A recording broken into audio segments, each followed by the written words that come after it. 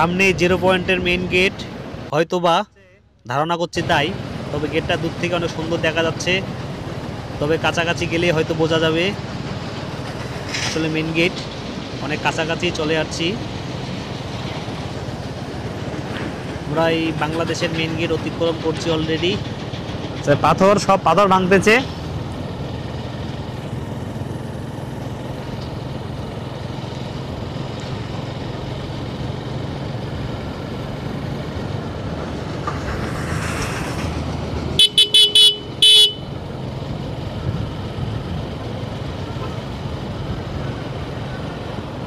বাংলাবান্ধা স্থলবন্দর, এটা হচ্ছে স্থলবন্দর, বাংলাবান্ধা স্থলবন্দর। ভিতরে বিভিন্ন রকমের প্রোডাক্ট আমদানি হচ্ছে, রপ্তানি হচ্ছে, যে বাংলাবান্ধা স্থলবন্দর। আমরা অবশ্য পোর্টের ভেতরে অলরেডি প্রবেশ করে ফেলছি। এখন দেখি আমরা কতটুকু যাই দেবে। সামনে দেখা যাচ্ছে শিলিগুড়ি, দার্জিলিং, গ্যাংটক, সিকিম, বিতুম, ভুটান, কাঠমান্ডু, নেপাল। আমাদের হয়তো যতদূর সম্ভব এখান থেকে আমাদের সমাপ্তি হবে। ভেতরে মনে হয় আমরা আর প্রবেশ করতে পারবো না। এখান থেকে আমাদের সমাপ্তি যতদূর সম্ভব হবে, এর বাইরে আর আমরা এর ভেতরে হয়তো প্রবেশ করতে দেবে না আমাদের। এটাই বাংলাবান্ধা, এটাই হচ্ছে বাংলাবান্ধার 0 পয়েন্ট, এটাই শেষ পয়েন্ট।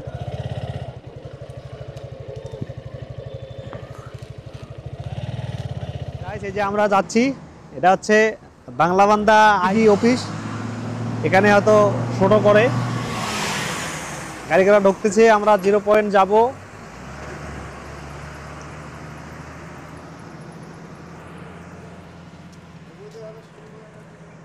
হ্যাঁ, এই যে অবৈধভাবে শূন্য লাইন অতিক্রম করা নিষেধ। আসলে আমাদেরকে এবার যাইতে, ওই যে সামনে যে লাইনটা, সেটা হচ্ছে এই সামনে শূন্য লাইন, একদম 0 বৃত্তের মতো দেখা যাচ্ছে। তো গাইজ, আপনারা দেখতে পাচ্ছেন হয়তো, ওই যে সামনে আছে, সামনে দেখতে পাচ্ছেন একদম 0 টলারেন্স। গাইজ দেখেন, বাংলাদেশ এবং ইন্ডিয়া, বাংলাদেশ প্রশাসন এবং ইন্ডিয়া প্রশাসন, দেখতে পাচ্ছেন আপনারা নিশ্চিতভাবে দেখেন, তারা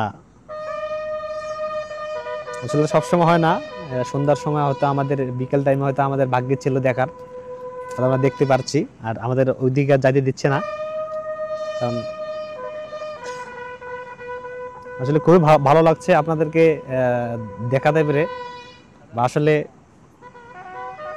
যেটা বলে ভাষা প্রকাশ করতে পারছি না। শুনছিলাম যে এখান থেকে হিমালয় পর্বত দেখা যায়, তো সেটা দেখার অপেক্ষায় আছি আমরা। সন্ধ্যা পর্যন্ত এখানে থাকবো, এবং যখন হিমালয় পর্বত আমরা দেখবো, তখন আমরা হয়তো লাইভ কাজটা যেতে পারি, বা দেখি কি করা যায়, বা ভিডিও করব হিমালয় পর্বত দেখার জন্য।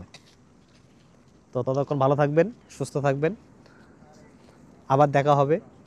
তো এরকম অবশ্য সবসময় সুযোগ সুবিধা আসে না, কোনো একটা কাজে আসে যে 0 পয়েন্ট, এই প্রথম আমার আসা, এবং প্রথম আমি এখানে পাড়া দিলাম এই 0 পয়েন্টে। সেটা হচ্ছে 0 পয়েন্ট। আর এই যে ইন্ডিয়া থেকে যে বাংলাদেশের যে কমিউনিকেশন, বাংলাদেশ বর্ডার গার্ড এবং ইন্ডিয়া বিজিবি, তারা দুজনে কমিউনিকেশন করে। এবং দেখেন ওনাদের যে নিয়ম শৃঙ্খলা, যে বর্ডারের যে নিয়ম শৃঙ্খলা, আসলে এটা আমরা জানতাম না। খুবই ভালো লাগলো বিষয়টা।